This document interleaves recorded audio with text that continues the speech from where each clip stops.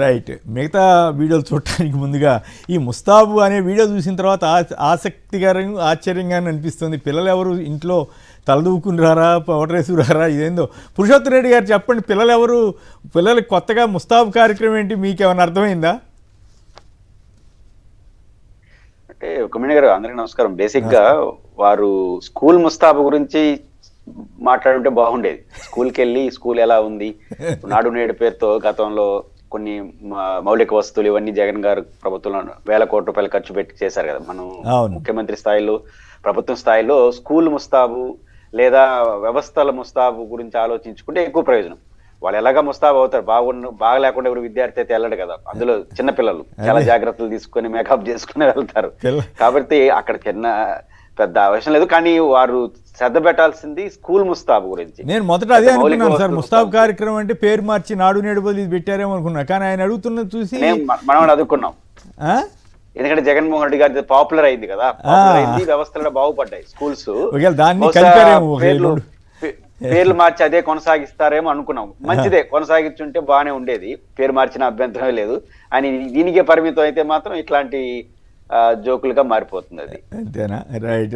నాగార్జున గారు చెప్పండి, ఈ ముస్తాబు బాగుందా? పిల్లలకి మీరు పిల్లల్ని ముస్తాబు చేసి పంపరా? ఆ స్కూళ్ళలో ముస్తాబు చేస్తారా? సార్ అడుగుతున్నారు కదా, సీఎం సార్. నాగార్జున గారే కరెక్ట్ దానికి, ఎందుకంటే ఆ వ్యవస్థలో ఉన్నాడు కదా. సాక్షి టీవీ ప్రేక్షకులకి, అదేవిధంగా ప్యానెల్లో ఉండే పెద్దలకి ముందుగా నేను నమస్కారాలు తెలియజేస్తున్నానండి. వాస్తవానికి ముస్తాబు కావాల్సింది విద్యార్థులు కాదండి. ముస్తాబు కావాల్సింది స్కూళ్ళు, పాఠశాలలు, వాటికి ఉన్నటువంటి మౌలిక వసతి సదుపాయాలు, వారికి సంబంధించినటువంటి అన్ని రకాలైనటువంటి విద్యా సదుపాయాలు అవి ముస్తాబు చేయాలి. మీరు అనుకున్నట్టు నేను కూడా నాడు నేడు పథకానికి పేరు మార్చి ముస్తాబు అని పెడుతున్నారేమో.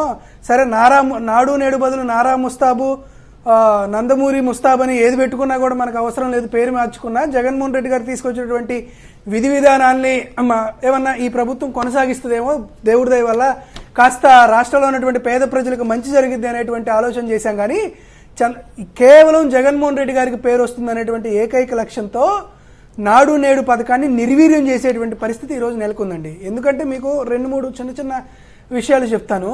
జగన్మోహన్ రెడ్డి గారు 2019-24 మధ్య కాలంలో జరిగినటువంటి దాంట్లో ఏ రోజు కూడా కనీసం, అంటే వారు తినేటువంటి మధ్యాహ్న భోజనం పథకంలో మెనూకు సంబంధించి వారు వేసుకునేటువంటి షూస్ కట్టుకునేటువంటి లేస్ దాకా జగన్మోహన్ రెడ్డి గారు ప్రత్యేకమైనటువంటి శ్రద్ధ దృష్టి పెట్టారు. కాబట్టి ఆ రోజు ఎటువంటి గందరగోళాలు ఉండేవి కావు. ఈరోజు చూడండి అండి, కనీసం వారం రోజులకు ఒకసారి అయినా సరే ఏదో ఒక చోట ఫుడ్ పాయిజన్ అవుతుంది, ఎవరో ఒకరు చనిపోతున్నారు.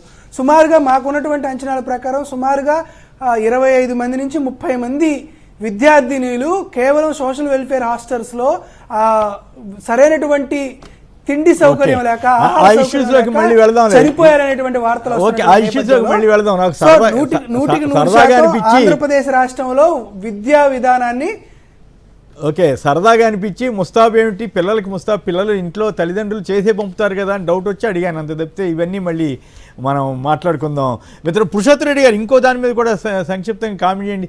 చంద్రబాబు గారు ఏంటి అట్లా మాట్లాడుతున్నారు, నేను ఇచ్చిన పుస్తకం చూసి నాకే ఉపన్యాసం ఇస్తారా? కొంచెం ఆయనలో ఈ మధ్యకాలంలో ఆయన చేస్తున్న వ్యాఖ్యలు గత కొద్ది సంవత్సరాలుగా ఉన్నప్పటికీ కూడా కొంచెం మరీ పెరుగుతుందా చాదస్తం అనే ఫీలింగ్కి అధికారులు వెళ్ళే అవకాశం ఉంటుందా?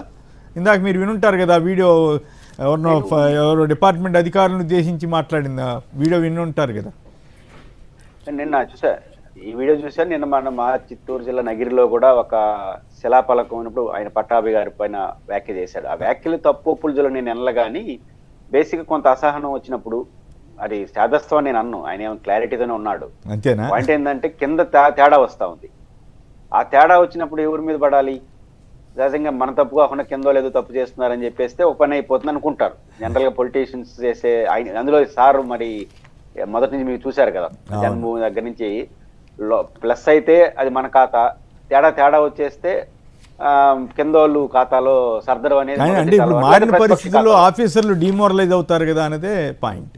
డిమోరలైజ్ ఎందుకు అవుతారు? ప్రశాంతంగా వాళ్ళకి అలవాటే మనకు అలవాటే అని వాళ్ళ పని వాళ్ళు చేసుకోపోతారు. ఇప్పుడు అధికారులు కూడా తెలివి ఎక్కువైపోయింది కదా, ఎందుకు పడటం? వాళ్ళ బాధలు వాళ్ళది, మన బాధలు మన అనుకునే టైంలో ఉంటారు.